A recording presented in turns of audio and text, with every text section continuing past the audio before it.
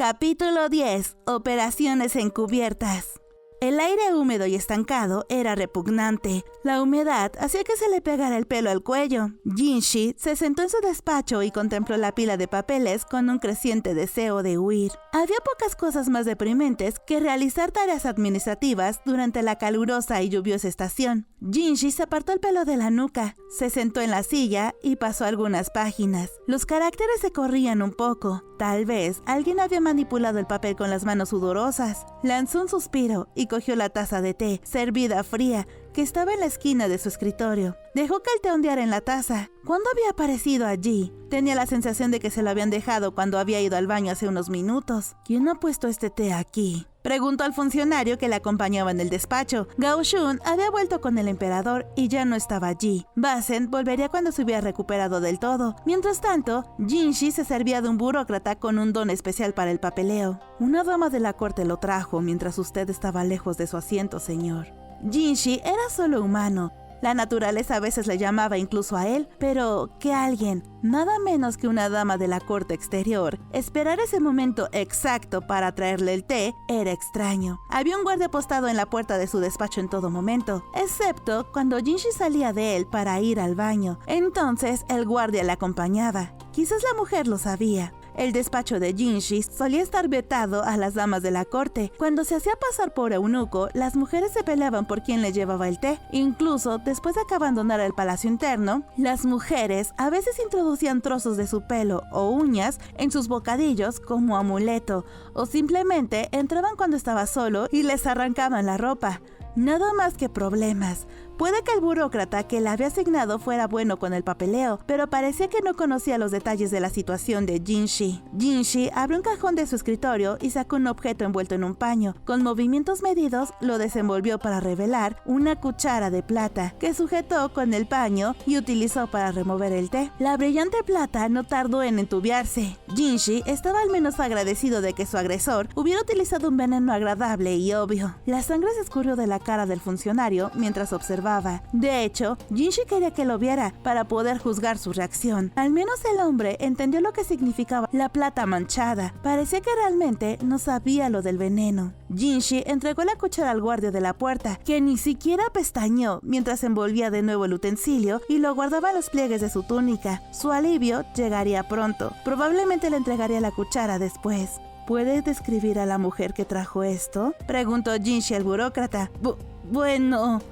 empezó el hombre. Estaba todo descolocado y no consiguió dar mucha información útil. Era joven, no muy alta. Al menos eso demostraba una cosa, que el hombre se dedicaba a su trabajo. Había estado tan concentrado en su papeleo que no se había fijado especialmente en la mujer que había entrado. Jinshi observó, por cierto, que también había una taza de té sobre el escritorio del burócrata, medio vacía. Suspiró. Muy bien. Jinshi sacó otra cuchara y removió el té del funcionario, pero este no mostró reacción alguna. «Estás a salvo», dijo. Una inconfundible expresión de alivio pasó por el rostro del hombre antes de encogerse hacia atrás, evidentemente contrariado. Jinshi no estaba de humor para reprenderle, solo quería que alguien se ocupara del papeleo. Este hombre parecía bastante bueno en su tarea y además nunca miró a Jinshi como si tuviera algún asunto raro en mente. Lo único que Jinshi necesitaba era que el tipo hiciera un trabajo decente hasta que Basen volviera. «Quítatelo de la cabeza, hay más trabajo que hacer», dijo Jinshi. Dejó el té envenenado en una esquina de su escritorio y volvió a sus papeles. Su ayudante, aún pálido como una tumba, volvió a su escritorio. Jinshi intentó que el otro no se diera cuenta mientras lanzaba un suspiro. Sus días eran inquietos, tensos. Había perdido la cuenta de cuánto tiempo había pasado desde que dejó de fingir ser un eunuco. Meses. Formar parte de la corte propiamente dicha significaba mucho, mucho más trabajo. Y cada día parecía dormir menos. Al menos escapaba a la ciudad para tomarse un respiro cada 10 días más o menos, pero ya no había nada de eso. Jinshi había terminado su trabajo del día y estaba sentado en el sofá de su habitación. Había cenado y se había bañado, así que ahora solo le quedaba irse a la cama, pero no tenía ganas de dormir, no después de lo que había pasado aquella tarde.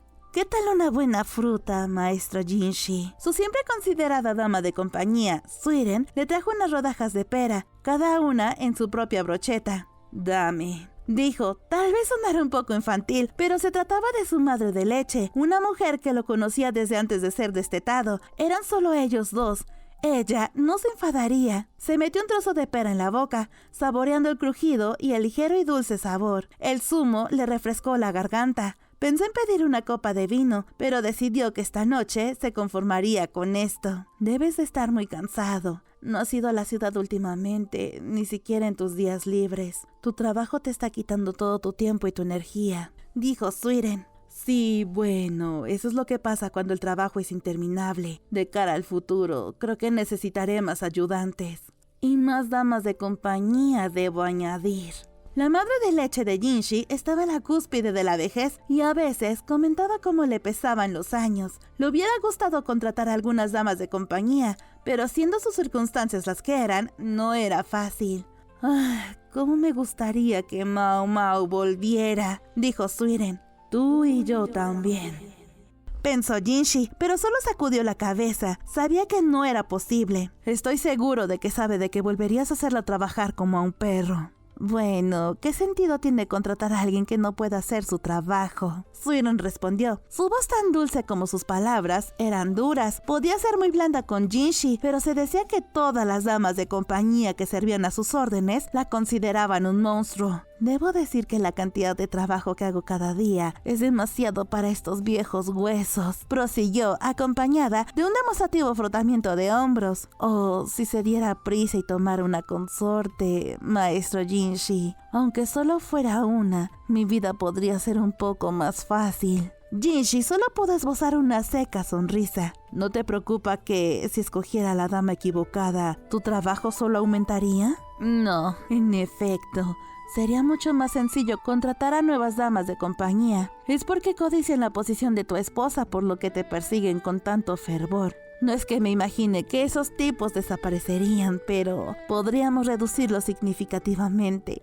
Sonaba como si estuviera hablando de plagas de jardín. Cuando Suiren empezó a hablar de consortes, Jinshi solo pensó en una persona. Sabía que ella consideraba que la idea no era más que un problema. Podía haber sido una cosa si hubiera sido la hija enclaustrada de alguna familia acomodada, pero para alguien que ya tenía los medios para mantenerse y vivir su propia vida, ser la consorte de Jinshi solo podía ser sofocante. Joven maestro, dijo Suiren con tristeza, observando el semblante augusto de Jinshi. Antes de servirle a usted, servía a su majestad. Quizás no estaba tan cerca de él como de ti, pero le conocía. Puedo imaginarlo. Su primera consorte, Lady Aduo, lo pasó bastante mal. Sé que sufrió el acoso de muchas mujeres.